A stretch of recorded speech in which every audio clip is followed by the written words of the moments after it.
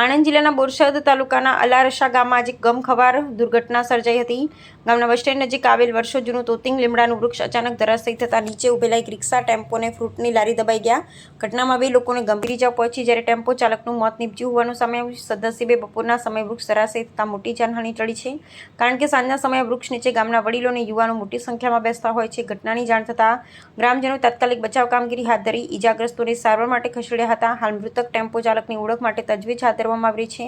બોરસદના અલારસા ગામે ગમખ્વાર દુર્ઘટના। Bus stand પાસે તોતિંગ લીમડાનું વૃક્ષ ધરાશાયી, વૃક્ષ નીચે રિક્ષા ટેમ્પોને ફ્રૂટની લારી દબાઈ। દુર્ઘટનામાં 2 લોકોને ગંભીર ઇજાઓ, ટેમ્પો ચાલકનું મોત, ઓળખ માટે તજવીજ શરૂ। ઘટનામાં વાહનોને ભારે નુકસાન પહોંચ્યું। ગ્રામજનોએ હાથ ધરી બચાવ કામગીરી, ઇજાગ્રસ્તોને સારવાર માટે હોસ્પિટલ ખસેડાયા। બપોરે ઘટના બનતા મોટી જાનહાનિ ટળી। સાંજે વૃક્ષ નીચે મોટી સંખ્યામાં લોકો બેસતા હોય છે। મૃતક ટેમ્પો ચાલકની ઓળખ માટે પોલીસની કાર્યવાહી ચાલુ। ઘટના સ્થળે લોકોના ટોળીટોળા ઉમટ્યા। અલારસા બસ સ્ટેન્ડ પાસે સર્જાઈ કરુણ દુર્ઘટના।